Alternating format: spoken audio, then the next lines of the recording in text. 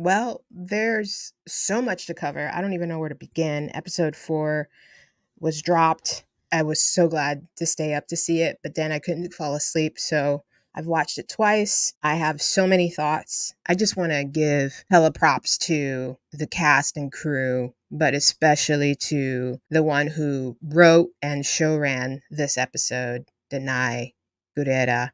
Holy shit. It was a thing of beauty. You deserve an Emmy for this one. Both you and Andy deserve a lot of recognition for this episode. This was so jam packed with so many themes. Yep, it was that amazing. I died a thousand deaths watching this. There were so many great lines. I can't even begin to just recount all the great lines in this episode. Again, a testament to the writing. I do want to say, as I stated in my last video, that I felt like this episode would be self-contained, and it was exactly that. It was self-contained. There was maybe one scene where we saw, a sight of the CRM, just one scene, and everything else was pretty much between these two characters. It was a bit of a, as she said in the previews, a timeout. We need a timeout. They needed to really kind of dig in and talk through trauma, Rick's hesitation, his determination to not go home. They need to talk through all of that. And they got to do that, and it was beautiful. And I don't even know how I'm going to get through this video, but I'm going to do my best. I will most likely be going out of order here, but there were so many things about this episode. They jump in the water, they get into this really cool, what looks like an apartment to me. It's beautiful. It's very modern. I'm telling you, the production value, the aesthetics of this season, the music, everything about this season is so different from past The Walking Dead seasons, and I really love what they did. I think there was an article that came out a few days ago about how there's fatigue in fans with spin-offs, expanding universes, and how some of these studios are seeing fan fatigue, and the Walking Dead, the ones who live, have figured out a template on how to do this, and people should take note. The way that they have revamped these characters, we got to see a bit of just little things, like even like the bickering between these two, and the comedy, and even some background on Michonne's character, and some of the dreams that she had, some of the aspirations that she had before The Walking Dead. And obviously we see Rick in a very hard place, like his soul, his heart is hard, and he is so determined to get his way, which is for Michonne to leave and for him to stay and to keep them safe, to keep his family safe. And she is, at first she's like, I'm not leaving. And they get into this conversation and this exchange, and it's beautiful, and it's hard, and it's heartbreaking, and it's honest, and it's all the things that we want on screen, real life. Like, aside from the fact that these are, fictional characters, whatever, we're putting all that aside, and they're talking about real issues here, which for them is trauma, grief, loss. And how do you move forward? How do you move on? How do you get past the things that you've lost? And I love that we got to see the struggle of that. I love that we got to a voice to the loss, a voice to the grief, a voice to the trauma, a voice to the anger and the hurt. Like, we got to hear that, we got to experience that, we got to feel that. And aside from the fact that it was a beautiful episode and there was a lot of loving, aside from all of that, which was amazing and great, there were some really great things too. Last week I said Michonne found Rick, but she didn't, and she says that, she actually voices that, I found you but I didn't. And she even mentions that Rick is in a prison, and we need to break out of this prison, and he refuses to break out even when there's a great setup. It's like Stockholm syndrome. That's what it is. And he is stuck in this loop. And she keeps telling him, you're lying. You're lying, and you'll see it, and then it will be too late. And then she walks out. Oh my gosh. And it's one of those scenes where you literally, well, first of all, you feel like you're not breathing throughout the entire episode. But that scene where she walks out and he sees her walk out, yeah, it was hard. That was hard. There were so many hard things that were said. Rick saying, I'm not the brave man, you know. Oh, and by the way, she just happens to just drop that he has children. And he's like, children? What? And so that's out. He knows he has a son. You know, even use that. Like, you just found out that you have a son and you don't even want to leave to meet him. You just want to stay here. Like, that to me. Listen, it was so hard for me to see Rick in this situation, in this place, in this state. But honestly, we've been seeing it since she got back, and there's been this push and pull between these two characters, and that is painful. Your husband wants you, but then doesn't, or is pushing you away. That gets tiring, and she says it. Rick obviously gets to see the mark on her back, so she tells a story in the episode of how that all occurred and happened. So she walks out. He, after a while, could tell there's such a battle within him. He walks out and he runs. And at first he's just kind of jogging, and then he sprints. So the helicopter that they were on crashed into a building. So in all reality, Michonne saved them because they weren't in the helicopter. So of course, the CRM sends another helicopter and destroys evidence by shooting the helicopter and destroying that helicopter. The building starts to kind of shake. Now, in the background, we have a storm, and now the building, the house, the foundation is shaking. It's basically like exactly what's happening internally with these two. And it's such a beautiful backdrop to the story. And then there's a clearing, and that's when they see the helicopter.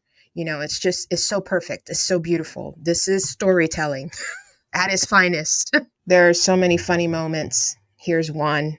I had this. Really? Sorry.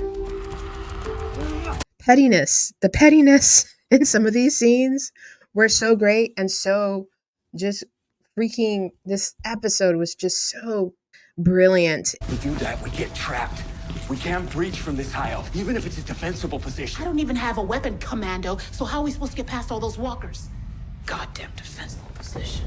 Commando? Really? You know, they have to kill some of these walkers. They get pulled into an area, and there's more talking, there's more processing, there's more going on. Even after Rick goes after her, he still is determined to go back. You shouldn't have come. I was taken away. I didn't have a choice. You did.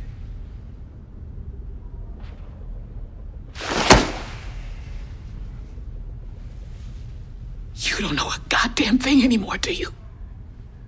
Not a goddamn thing. So, this is who you are now. It's such a crazy scene. Last week we said, "Oh, Rick, don't ever say that to Michonne." And this week,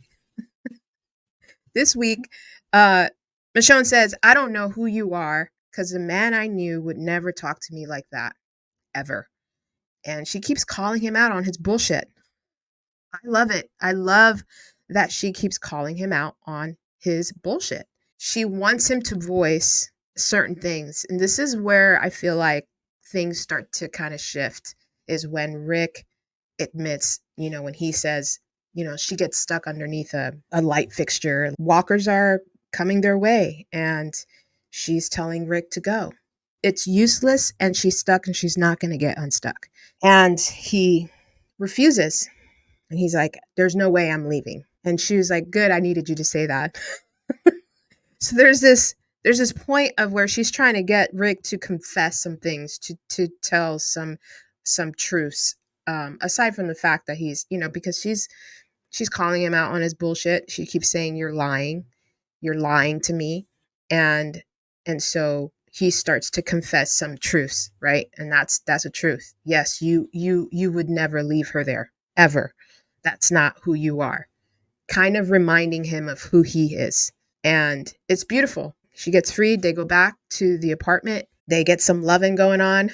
And it's beautiful. It looks like at one point he's having a panic attack and they're laying there and he continues to lie to himself. If I can change the CRM. I love her response. She kisses him and says, "You're still lying to me. You're lying to yourself." And she goes on and on. They're informing each other of what has happened, for both of them, what has happened since the bridge. So they're catching each other up. Of course, she talks about the mark on her back because he mentions it. And at one point she says, "I kept believing that you were not gone forever.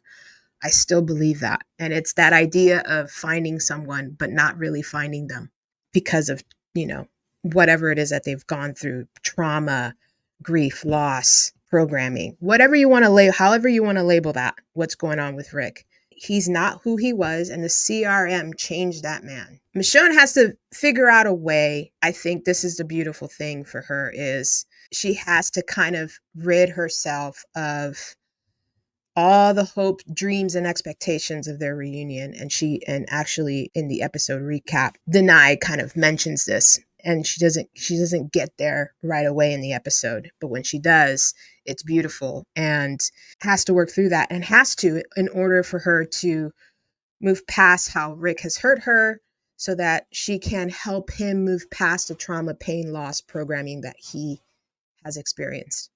And she can't help him until she gets past that. And so there's this moment where she does, and it's beautiful. And she confesses, this push and pull, not good. It hurts. I know you. That's not how you love. I mean, there's great lines in this episode. It's so beautiful.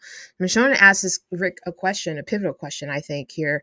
And it is beautiful because he has to process out loud with his words what happened to him. And the questions that she proposes to him is, what did they do to you? Rick, I need you to try and tell me what is really going on here. What did they take from you? And he answers and he says, Carl. And I just about lost it. Just like, pause. What? They took Carl. I lost him again. I'd meet up with Carl in my dreams, and that's how I survived in here. And he points to his mind. And then one day he was just gone. He just left. But then I started dreaming of you. And there you were. You and I fell in love in different ways, and it kept me going. And then you were gone too. I couldn't see your face anymore. And then he keeps going. And he says, I can't live without you. Without you, I die. Holy crap, that line just destroyed me. And I figured out how to do that. I know how to be dead and live now. Now we have Rick. It's kind of interesting. Love this, the way he puts this. I know how to be dead and live. It's the walkers. I know how to be dead and live now. He is describing the walkers. He is a walker without being a walker. It was so beautiful. Like, there's so many things about this episode, I'm telling you. And he keeps going. He's like, you can't come back here, make me come alive again. And he's just like, I can't lose you. And he basically, Rick in this episode proved he lied. Season 7 episode, I think it was episode 11 or 12, when he said, you can lose me, I can lose you. He can't survive without Michonne. She's his world. He can't do it. He proved that he lied in that episode. I'm telling you, I died 1,000 deaths. And so he is expressing the trauma, expressing the loss, expressing the pain, and that is, I believe, what gets him on the other side. This was so incredible. She pulls out a phone, and on it is an engraving of Carl. Oh my goodness. And then she asks, if Carl were here right now, what would he say? What would he want you to do with this new chance to be with those you love? She tells him, we go home. We figure out how to protect. it together. And then they leave and they're on their way out. They show their badasseriness.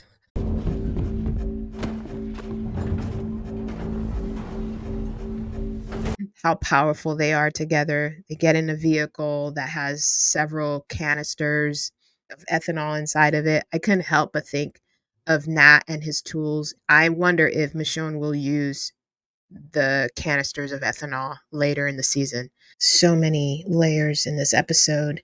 I could literally spend hours talking about it. But this series is a perfect example of how to revamp a universe. The way this episode was so contained was beautiful. The way that it ended was beautiful with the Afro beat at the end. Song choice that they chose. I know that was all Danai, and I loved it. It's so different, so fitting, so cool. Taking risks and knocking it out in the park. The mention of Carl, the way Carl was used in this episode to bring these two back together, just like in the beginning with these two. I just loved every part of it. I really did. It was beloved characters like Daryl and Judith, RJ. It was just really good, really freaking good, and solid, solid, solid for episode 4. It will be awesome to see what the ratings are. The love between these two is undeniable. The chemistry is chemistering. It's the mention of Nat too in this episode was great. The use of his lighter, just little things like that, details like that, that tell a really great story. Yeah, it was just really well done. Please leave a comment. Let me know what you thought of the episode. Let me know what you think is going to happen next week.